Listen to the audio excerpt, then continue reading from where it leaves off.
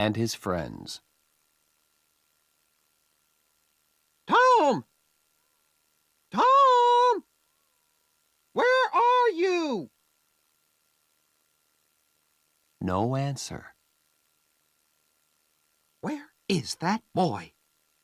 When I find him, I'm going to... Aunt Polly looked under the bed. Then she opened the door and looked out into the garden. Tom! She heard something behind her. A small boy ran past, but Aunt Polly put out her hand and stopped him. Ah, there you are. And what's that in your pocket? Nothing, Aunt Polly. Nothing? It's an apple. I can see it. Now listen, Tom. Those apples are not for you. And I... Oh, Aunt Polly! Quick! Look behind you! So Aunt Polly looked, and Tom was out of the house in a second. She laughed quietly. Oh, I never learn. I love that Tom, my dead sister's child. But he isn't an easy boy for an old lady.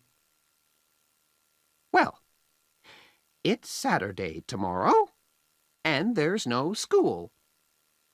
But it isn't going to be a holiday for Tom. Oh, no.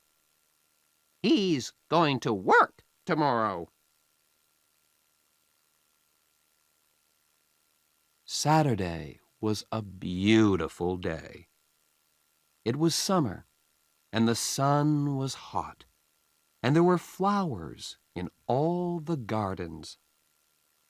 It was a day for everybody to be happy. Tom came out of his house with a brush and a big pot of white paint in his hand. He looked at the fence. It was 3 meters high and 30 meters long. He put his brush in the paint and painted some of the fence. He did it again. Then he stopped and looked at the fence, put down his brush, and sat down. There were hours of work in front of him, and he was the unhappiest boy in the village.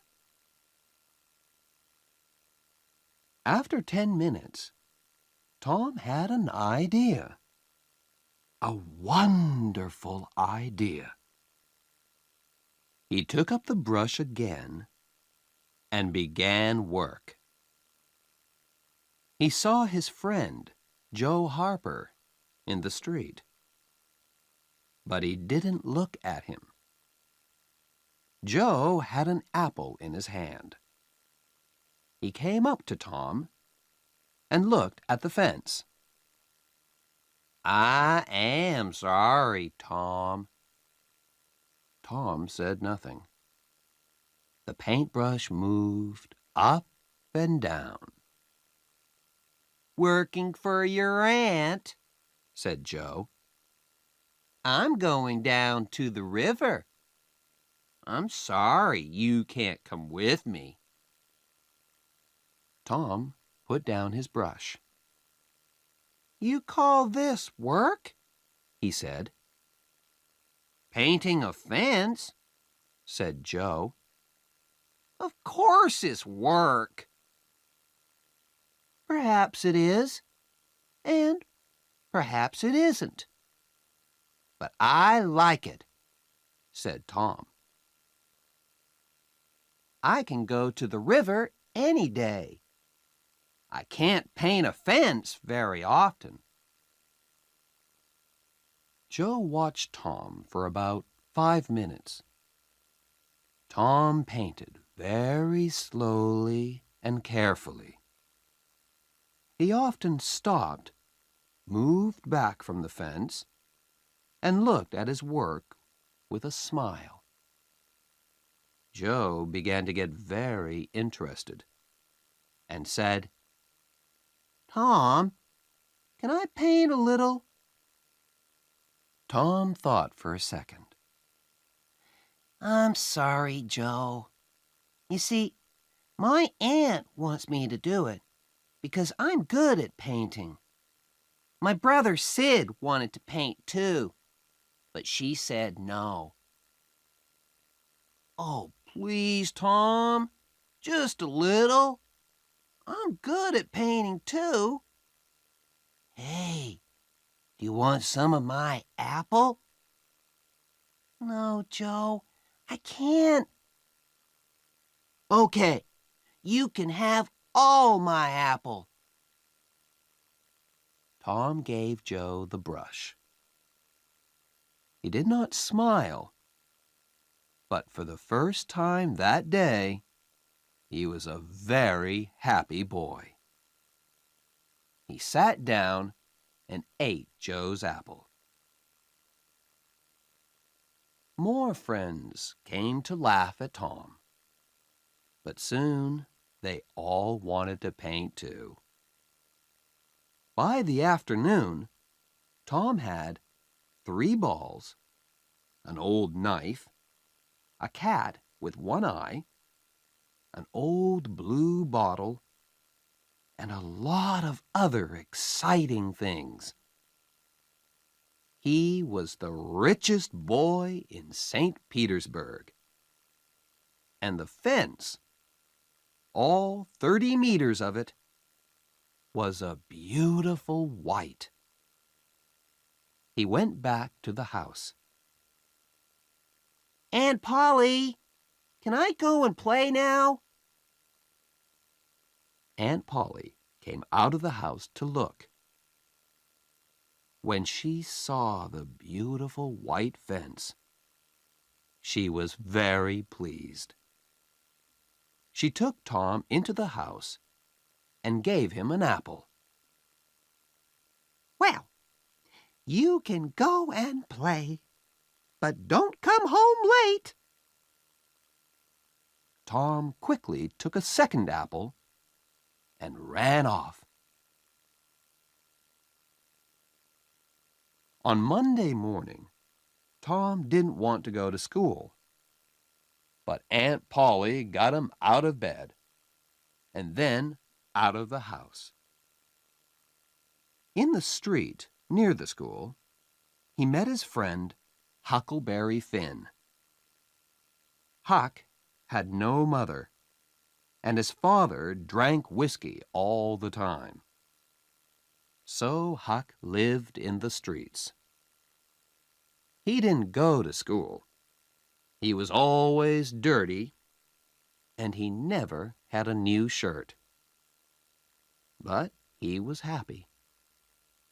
The mothers of St. Petersburg didn't like Huck, but Tom and his friends did. "Hello, Huck," said Tom. "What have you got there?" "A dead cat," "What are you gonna do with it?" asked Tom. "I'm gonna take it to the graveyard tonight," Huck said. "At midnight. A dead cat can call ghosts out of their graves." "I never heard that," said Tom. "Is it true?" "Well, I don't know," said Huck. "Old Mrs. Hopkins told me. Come with me and see."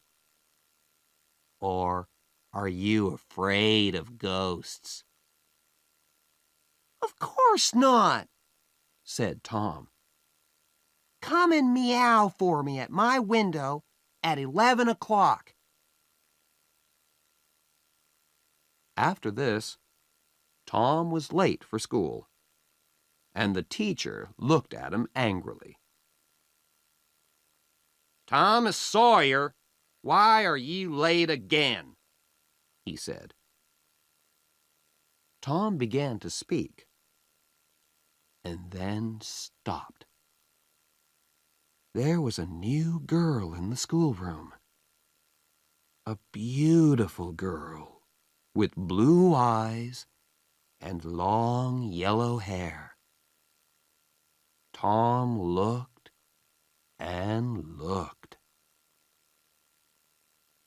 Oh, how beautiful she was. And in 2 seconds, Tom was in love. He must sit next to her. But how? In the girls' half of the room, there was only one empty chair, and it was next to the new girl. Tom thought quickly, and then looked at the teacher. "I stopped to talk with Huckleberry Finn," he said. The teacher was very, very angry. Boys were often late for school. That was bad. But talking with Huckleberry Finn was worse. Much worse. The teacher took his stick, and 2 minutes later, Tom's trousers were very hot, and the teacher's arm was very tired. "Now, Tom Sawyer, you go and sit with the girls." Some of the children laughed. Tom walked to the chair next to the new girl, sat down, and opened his book. The other children began to work again. After 10 minutes, the girl looked up. There was an apple on the table in front of her. She put it back on Tom's half of the table. A minute later, the apple was in front of her again. Now it stayed. Next, Tom drew a picture of a house and put it in front of her. "That's nice," the girl said. "Now draw a man." Tom drew a man next to the house. The man was taller than the house, and he had very big hands and very long legs. But the girl liked him. "Can you draw me now?" she asked. Tom drew a girl next to the man. "You draw beautifully. I can't draw pictures." I can teach you, said Tom. After school. "Oh, please." What's your name? Tom asked. "Becky. Becky Thatcher." Just then, Tom felt a hand on his head. It was the teacher. He took Tom by the ear and moved him back to his chair in the boys' half of the room.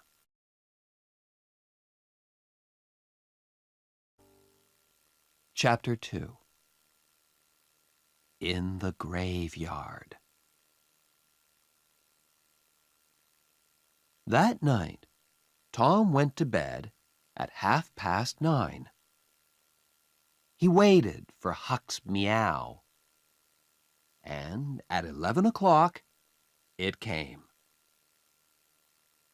He climbed quietly out of the bedroom window.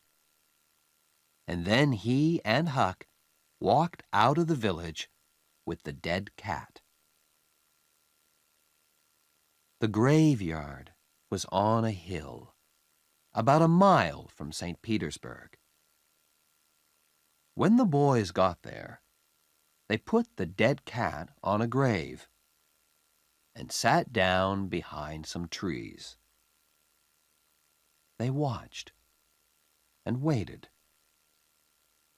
It was very dark and very quiet. Do you see that new grave there? Whispered Huck. That's Hoss Williams' grave. He died last week. Perhaps he can hear us, Tom whispered back. Do you think he can, Huck? I don't know, but Shh! Oh, Tom, what is it? Shh! Whispered Tom. I can see something. Look! Huck moved nearer to Tom. Ghosts, he said. 3 of them. They're coming here, Tom. Oh, let's go home. They can't see us, Tom whispered. Not here. Ghosts can see through trees, said Huck unhappily. They can see through everything. The ghosts moved quietly through the graveyard and came nearer to the trees. Huck and Tom watched, very afraid. Then, after a minute, Huck said, Tom, they're not ghosts. That's Muff Potter. So it is. And that's Injun Joe. And the other man is Dr. Robinson. What are they doing here? They're grave robbers, Tom. They're going to rob a grave. My father told me about it. The doctor wants a dead body, you see. He cuts it up because he wants to learn about... Shh, said Tom. They're getting near.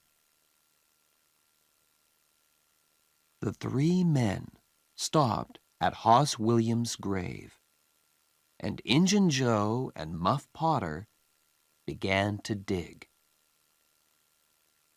10 minutes later, the grave was open. Now, Doctor, said Muff Potter, you want us to take the body to your house? That's $5 more. No, said the doctor. I gave you the money this morning. I'm not giving you any more. Now you listen to me, Doctor, said Injun Joe. I want that money. Do you remember a day 5 years ago? I came to your house and asked for something to eat, and you gave me nothing. Nothing. So give me that money. He took the doctor's arm, but suddenly the doctor hit him, and Injun Joe fell to the ground. Don't hit my friend!" cried Muff Potter. He jumped on the doctor, and the two men began to fight. It all happened very quickly, and the two boys watched with open mouths. Injun Joe got up. He had Muff Potter's knife in his hand now, and he moved behind the doctor. Then the doctor hit Muff Potter on the head. Muff fell to the ground. And at the same moment, the knife in Injun Joe's hand went into the doctor's back. The doctor fell to the ground on top of Muff Potter, and he did not move again. The two boys could watch no more. Very quietly, they moved away from the trees and then ran out of the graveyard and back to the village. Injun Joe stood by Hoss William's grave and looked down at the two men. Then he put the knife into Muff Potter's hand and sat down. 3, 4, 5 minutes went by. Potter moved a little and opened his eyes. What happened, Joe?" he asked. "This is bad, Muff," said Joe. "Why did you kill him?"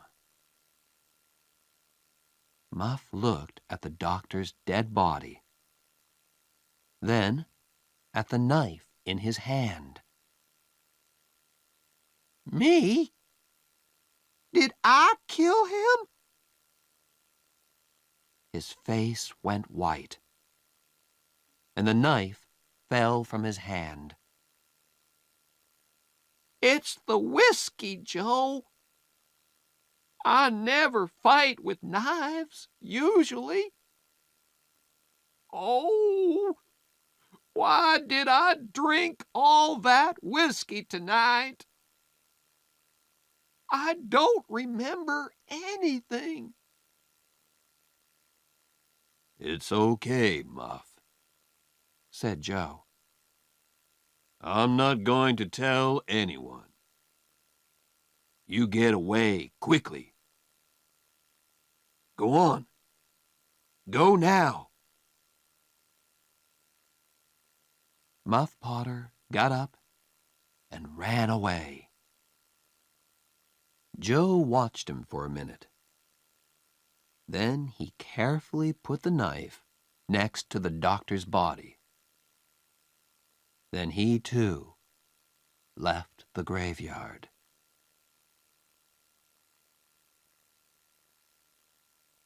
The next day, the sheriff's men found the doctor's body in the graveyard, and Muff Potter's knife. That night, Muff came to the graveyard to get his knife. But the sheriff's men were there, and they took Muff to St. Petersburg's little jail. And there Muff sat for 4 weeks and waited for his trial. Tom and Huck could not forget that night in the graveyard. They were very unhappy and very afraid.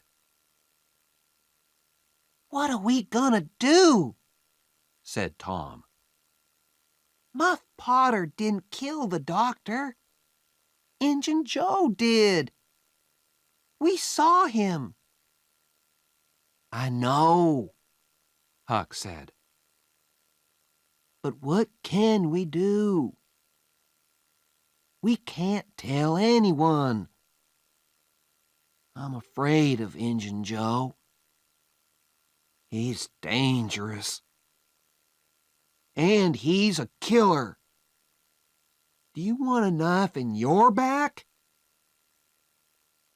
Yes, I'm afraid of him too, Tom said. He thought for a minute. I'm sorry for Muff Potter.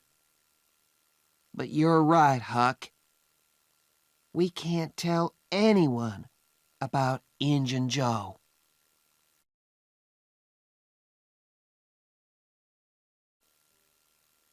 Chapter 3.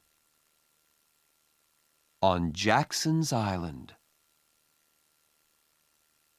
The summer holidays came, and there was no school. Tom didn't want to think about Muff Potter and Injun Joe, but it wasn't easy. At night, when he was in bed, he saw Injun Joe's face in the dark, and he couldn't sleep. But he couldn't talk to anyone about it. One hot summer's day, he and Joe Harper were down by the Mississippi River. They sat and watched the boats, and fished, and talked. Let's get away from here, said Tom suddenly. Let's go and do something exciting somewhere. Okay, said Joe. But what? And where? I know, Tom said. Let's run away. Let's go and live on Jackson's Island. We can sleep out under the trees. Jackson's Island was in the Mississippi, 3 miles south of St. Petersburg. Nobody lived there. Let's ask Huck Finn, too, said Tom. But don't tell your mother or father or anyone. Go home and get some things to eat, and meet me here at midnight. So that night, 3 boys in a small boat went down the river to Jackson's Island. They had some bread and some meat, and Huck had his pipe, too. When they got there, they carried everything onto the island and made a fire under a big old tree. Then they cooked some of the meat over the fire. And oh, that meat was good. The best dinner in the world. Soon, they stopped talking. Their eyes closed, and they slept. The next morning, Tom woke up with the sun on his head and a smile on his face. Then Huck and Joe woke up, and the 3 boys ran down to the river to swim. After that, they fished, and soon they had about 6 big fish for their breakfast. They cooked the fish on their fire and ate them all. They were very hungry. That, said Joe happily, was a wonderful breakfast.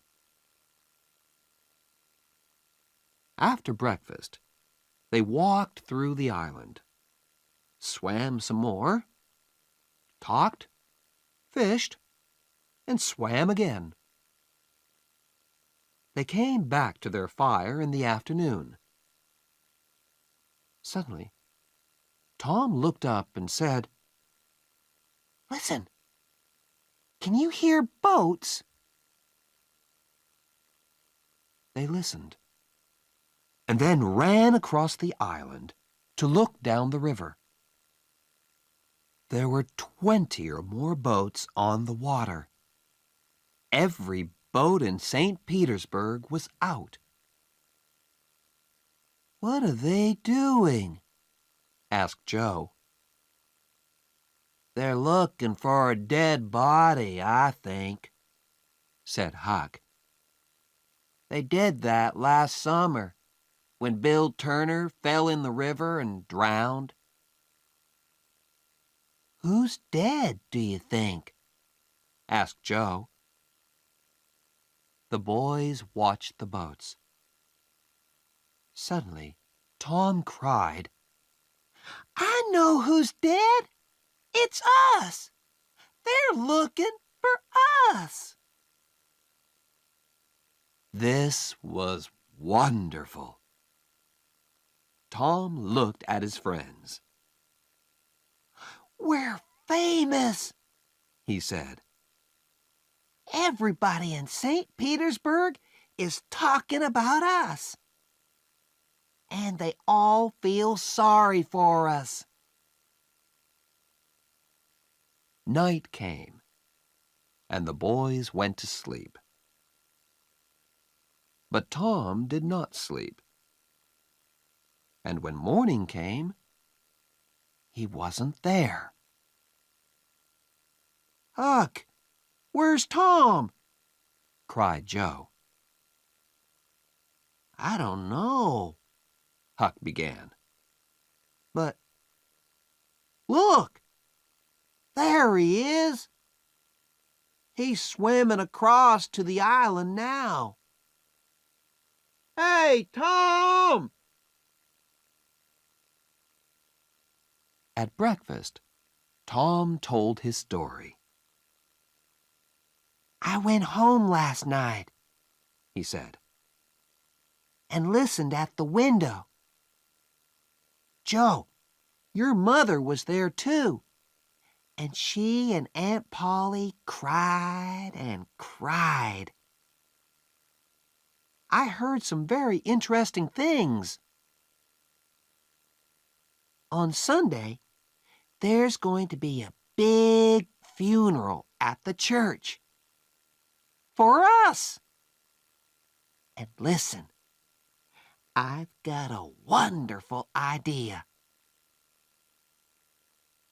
Huck and Joe listened and laughed.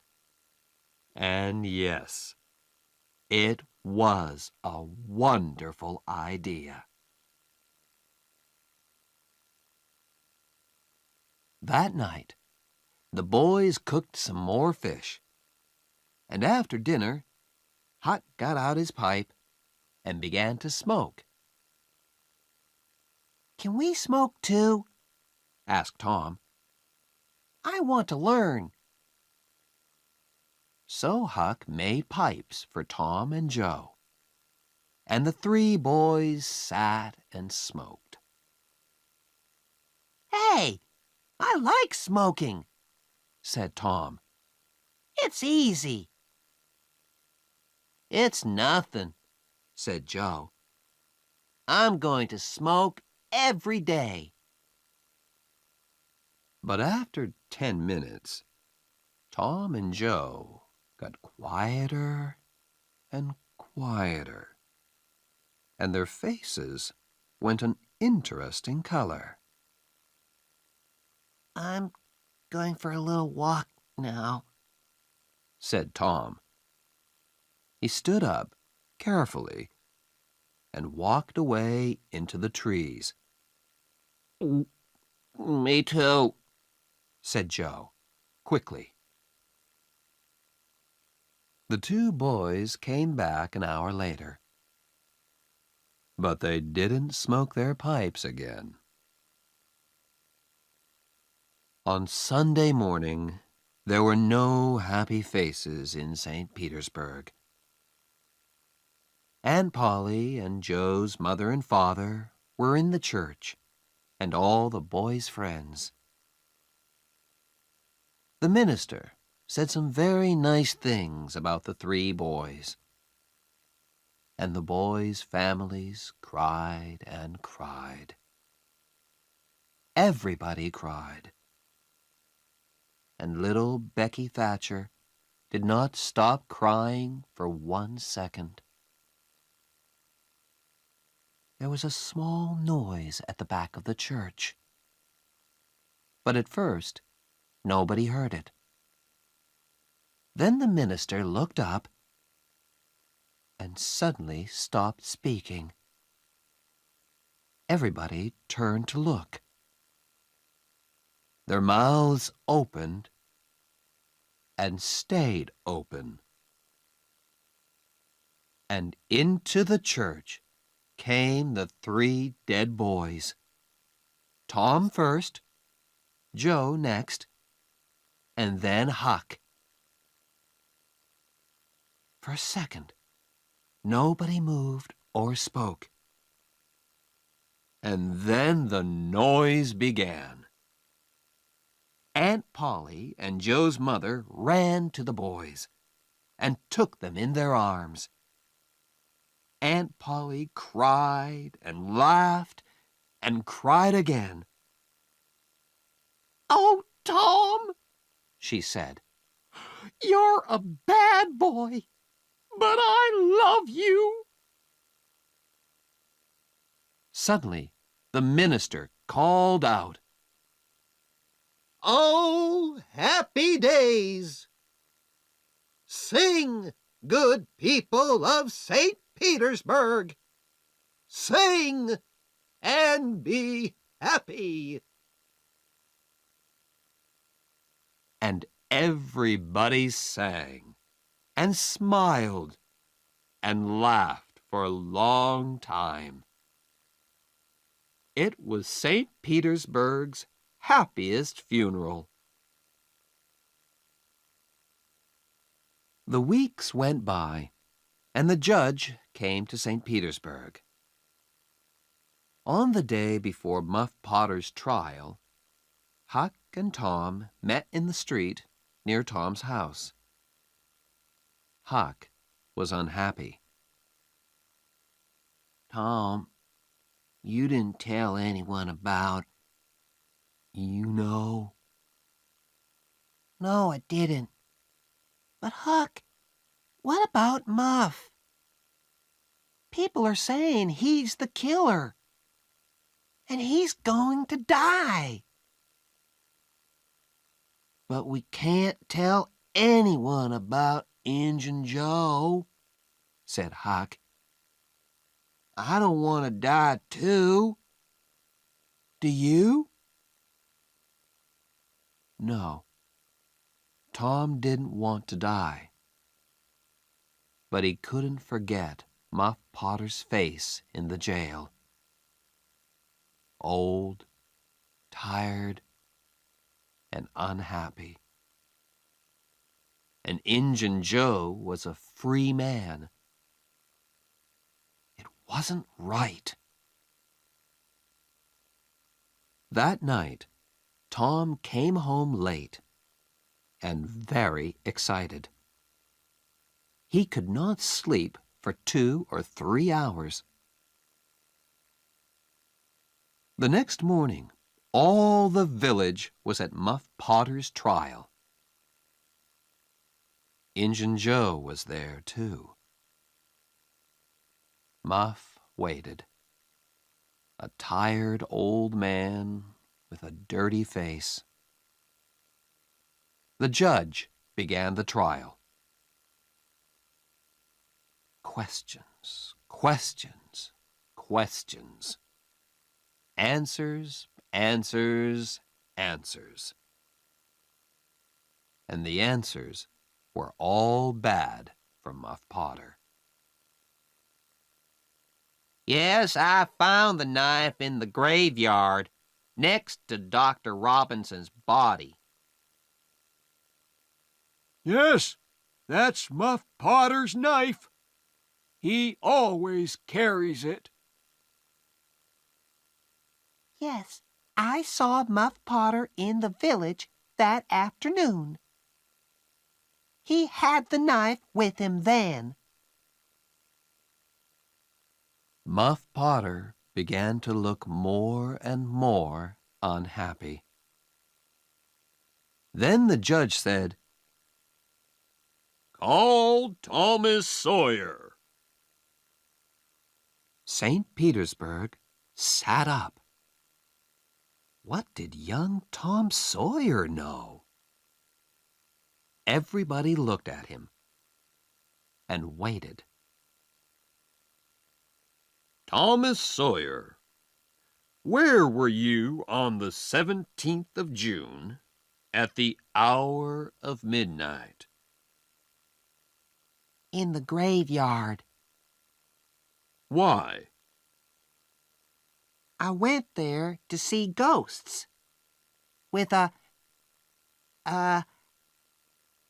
dead cat. St. Petersburg laughed, and the judge looked angry. And where were you in the graveyard, Thomas? Behind the trees near Hoss Williams' grave. Injun Joe's face suddenly went white. Now, my boy, Said the judge, tell us your story. and so Tom told his story.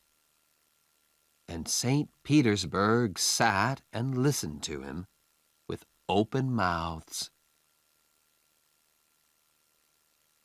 And then Muff Potter fell. And Injun Joe jumped with the knife and Crash!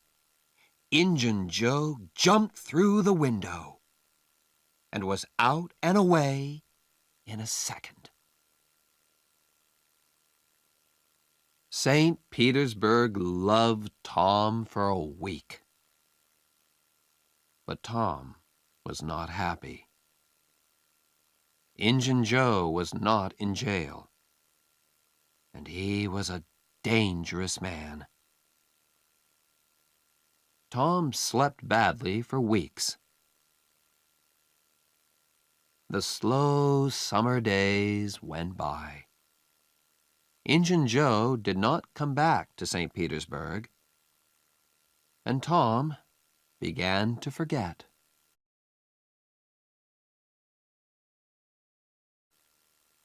Chapter 4. Treasure. There is a time in every boy's life when he wants to go and dig for treasure. And that time came for Tom. So, one hot summer's day, he went to find Huck. Huck liked the idea of treasure. "Where are we going to dig?" he asked. an old dead tree is best. "Who puts the treasure under old trees?" Robbers. said Tom. And then they go away. Or they forget to come back for the treasure. "There's a dead tree on Cardiff Hill," said Huck. "Let's go there. I've got an old pick and shovel." It was 3 miles to the old tree, and the boys arrived tired and hot. They dug for an hour or two, but they didn't find any treasure. Then they stopped, and Tom looked down at an old house at the foot of the hill. Hey, look, He said, nobody lives in that old house. Let's go there. Old houses are always good for treasure. "Good for ghosts, too," said Huck. They took the pick and shovel with them, went down the hill, and into the old house. They looked in all the rooms downstairs, and then went upstairs. But there was no treasure and no ghosts. Then they heard a noise. "Shh!" said Tom suddenly. What's that? "Ghosts!" whispered Huck. There were holes in the floor, and through them the boys could see into the rooms downstairs. No, Tom whispered. it's two men. One is the old Spaniard. He came to live in the village last week. I don't know the other man. Shh! Let's listen to them. The two men sat down on the floor. The Spaniard had a green hat and long white hair. The other man was small and dark. He took out a bag and began to open it. "It's hot in here," The Spaniard said. He took off his green hat, and then he took off his long white hair. Tom! Huck whispered upstairs. That's Injun Joe.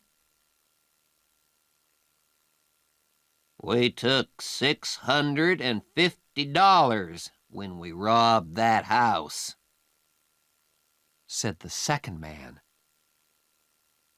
He took some money out of the bag. We can take $50 with us now. What are we going to do with the 600? "Leave it here. Said Injun Joe. We can come back and get it next week. Here, give me the bag." He walked across the room to the fireplace, moved two big stones from the floor, and began to dig with his knife. Upstairs, the two boys watched excitedly. Treasure! $600 of wonderful treasure! Injun Joe stopped digging. "Hello. What's this?" He said. "There's something here. It's an old box." The two men got the box out and opened it. It's money, said Injun Joe's friend. Injun Joe put his hand into the box.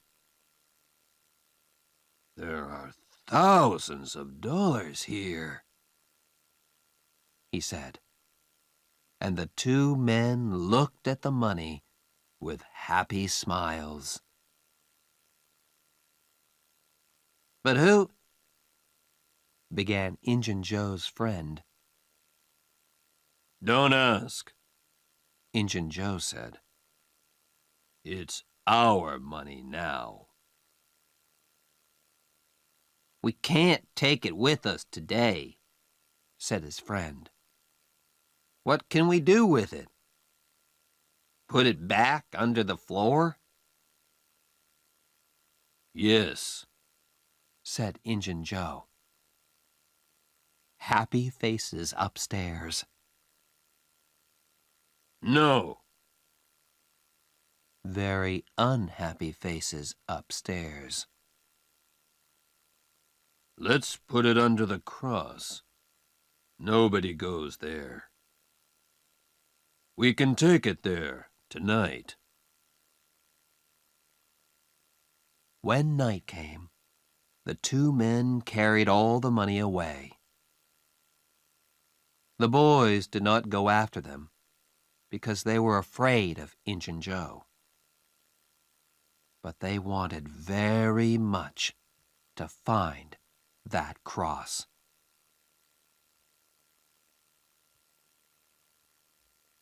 For a week, the two boys thought and thought about the treasure. It was under the cross. But where was the cross?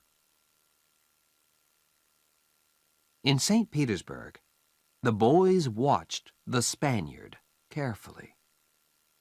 But they didn't see a cross, and they didn't find the treasure.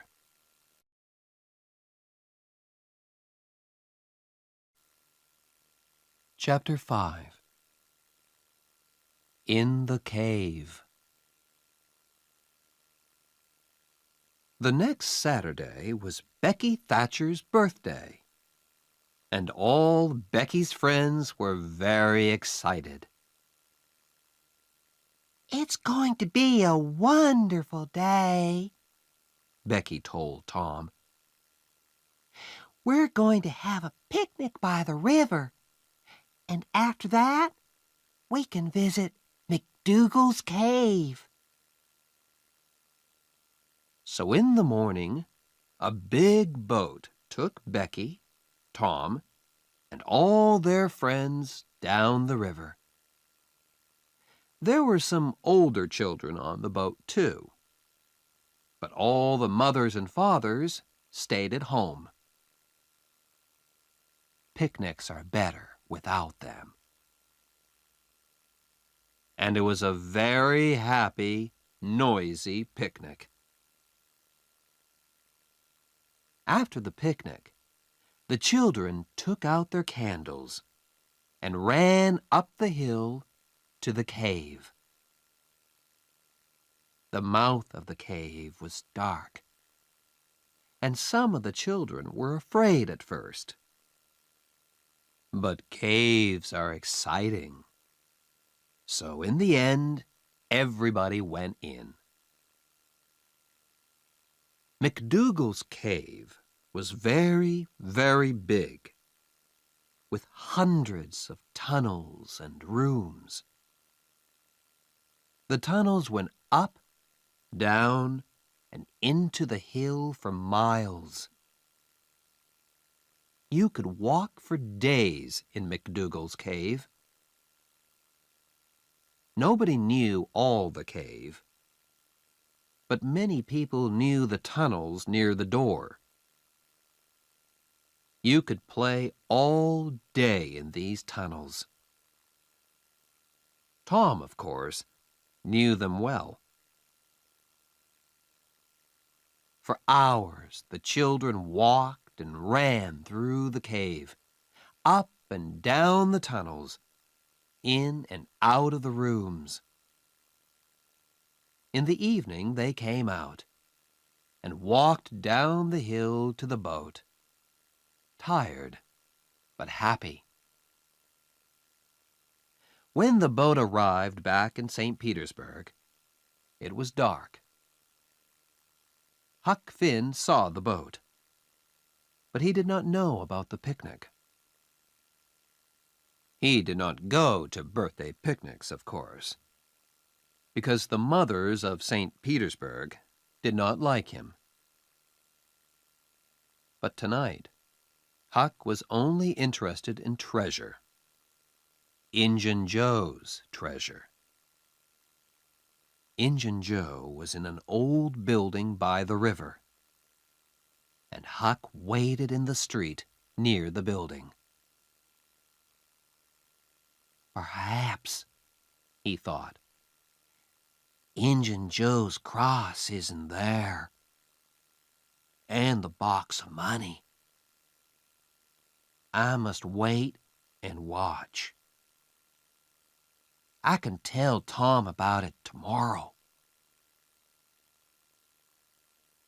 But Injun Joe didn't come out.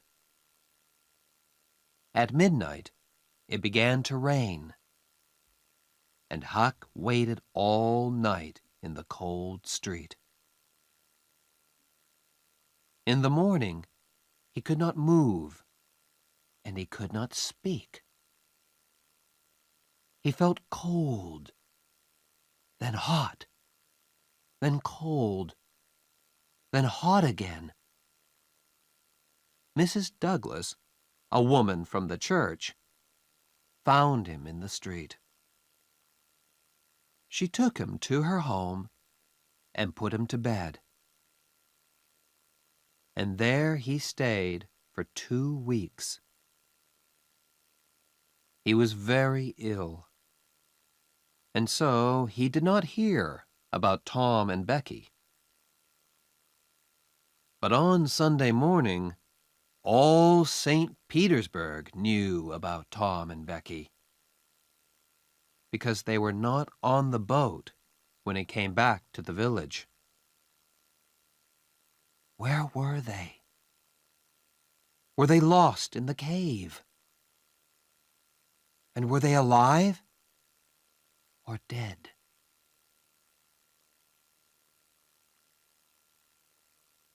At first, Tom and Becky played with their friends in the cave. Then Tom wanted to go down a new tunnel, and Becky went with him. They walked and talked, and went into a second tunnel, then a third. Sometimes Tom put a mark with candle smoke on the tunnel wall. He wanted to find the mouth of the cave again. Then they came out of the tunnels into a big room. There were hundreds of bats in this room, and the candles woke them up. Tom took Becky's hand, and they ran into the nearest tunnel, with the bats behind them. But one bat hit Becky's candle, and it went out. The children ran and ran through the tunnels, and at last they got away from the bats. They stopped and sat down.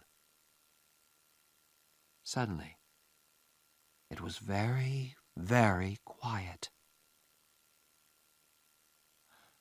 Where are we now, Tom? Becky whispered, afraid. I don't know, said Tom. I think it's time to go back. But we can't go through that big room because of the bats. Let's go down this tunnel. They went down one tunnel, then a second, a third, a fourth. Then they wanted to find the big room with the bats again, but they couldn't.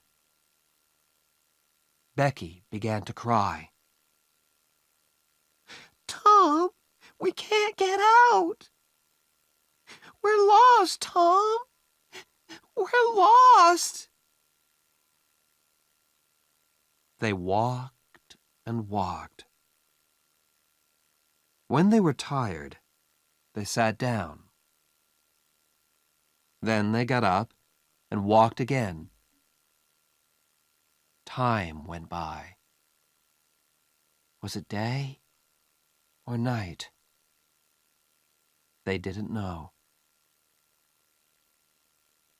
Then Tom wanted to find water. They had nothing to eat, and they must have something to drink. They found a very small river and sat down next to it. Becky, said Tom. We must stay here, near this river. This is our last candle, and... He did not finish, but Becky understood. Tom? Yes, Becky? Are they going to come and look for us? Of course, when the boat gets to St. Petersburg. But how can they find us in these hundreds of tunnels? Oh, Tom, Tom, we're going to die in here. Becky began to cry again. Then the candle went out, and the two children were in the dark. They sat for hours and hours. They slept a little, then woke up, then slept again. Was it Sunday now? Or Monday? Suddenly, Tom sat up. Listen, somebody's calling. The two children listened. They heard it again, a little nearer. They called back. Then they began to walk down the tunnel in the dark, with their hands on the wall.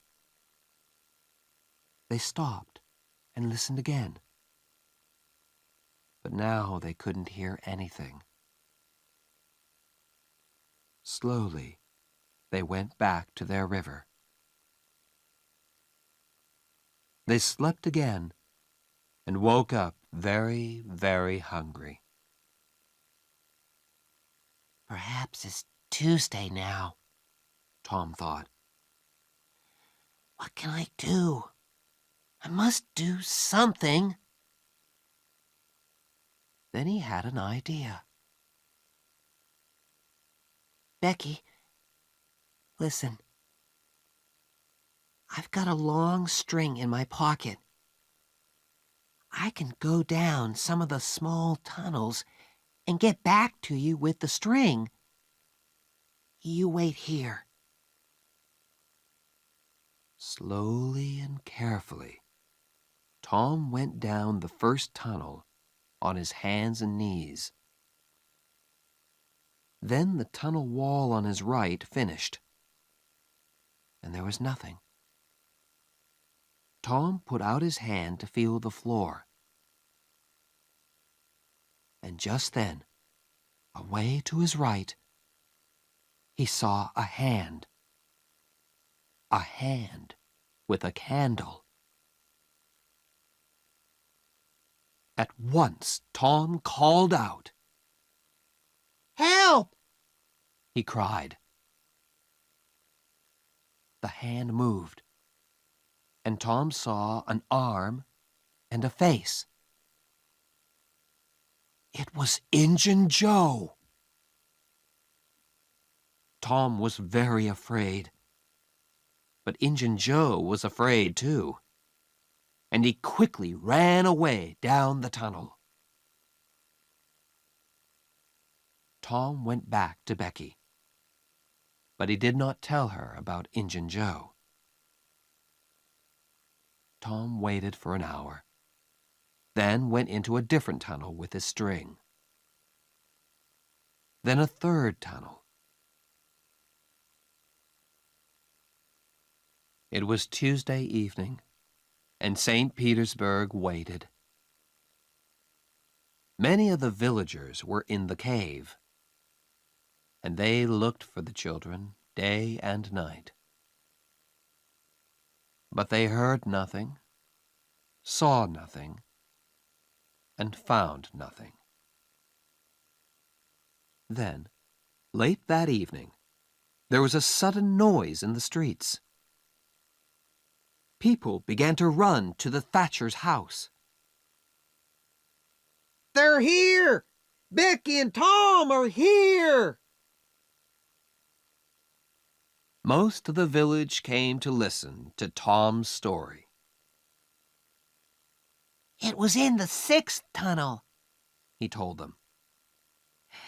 I went to the end of my string, and suddenly I could see daylight. There was a little hole in the cave wall.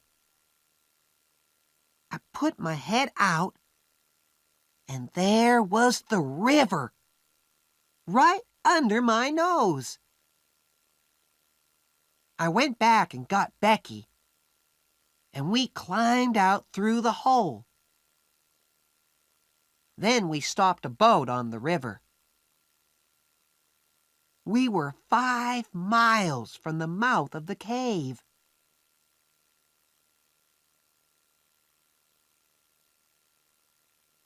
Tom was very tired after his 3 days in the cave, and he went to bed and stayed there for 2 days.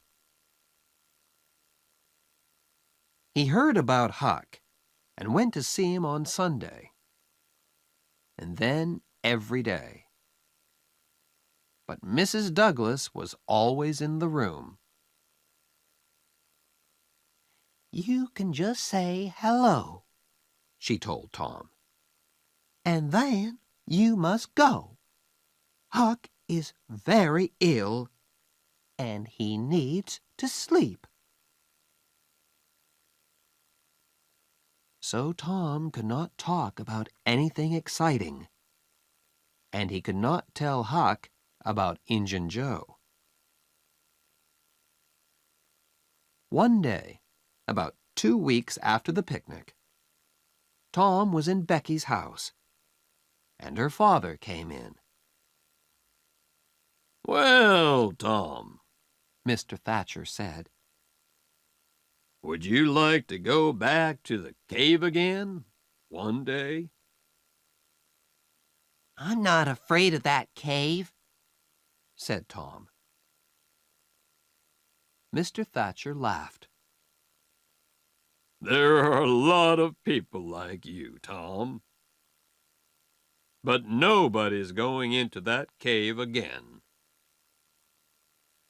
There are big doors across the cave mouth now, and nobody can open them. Tom's face went white. But Mr. Thatcher, Injun Joe's in that cave. An hour later, 50 men were at the cave, and they opened the doors. Injun Joe was on the ground, dead, his face to the door and his knife in his hand.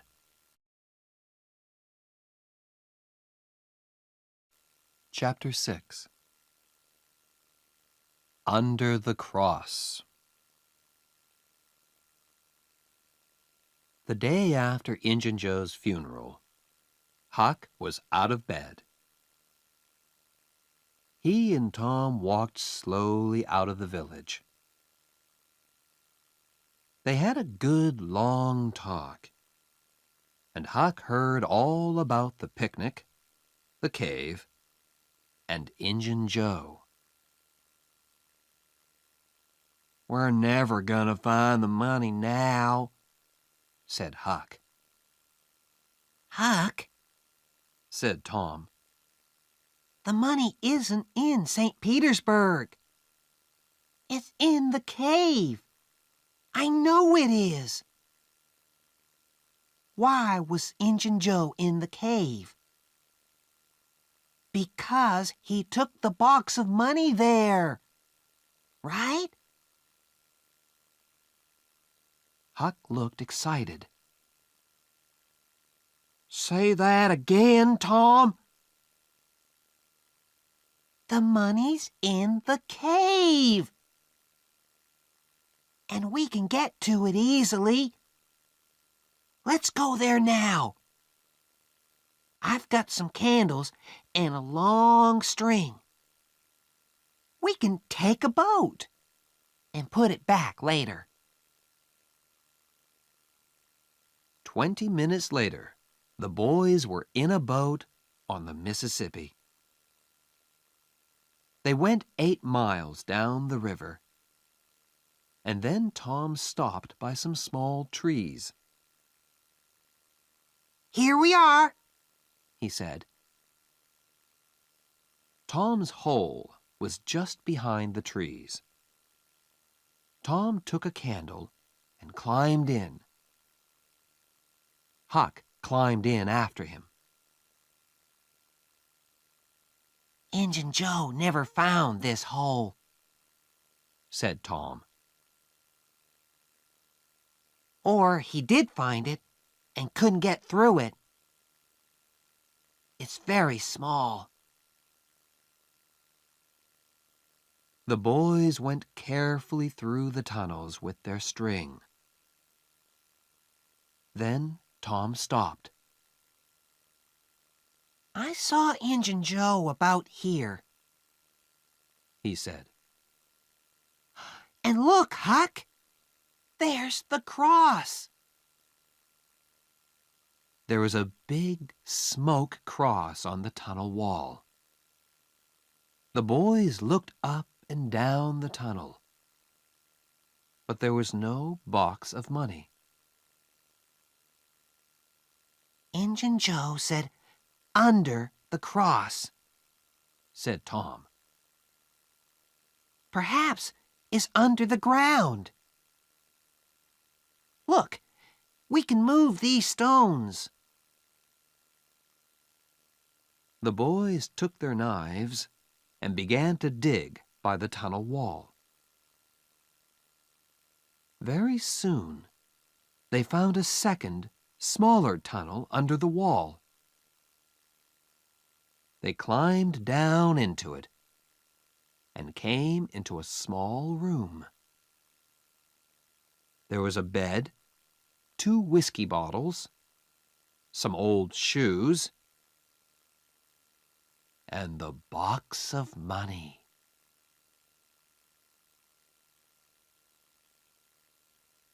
When somebody finds treasure, everybody hears about it very quickly. The 2 boys carried the box through the village. And when they got to Aunt Polly's house, half the village was with them.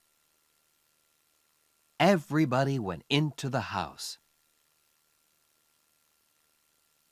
"Oh, Tom, Tom," cried Aunt Polly. "what is it now? And what have you got there?" Tom put the box on the table and opened it. There were $12,000 in that box. And suddenly, Tom Sawyer and Huckleberry Finn were the richest people in St. Petersburg.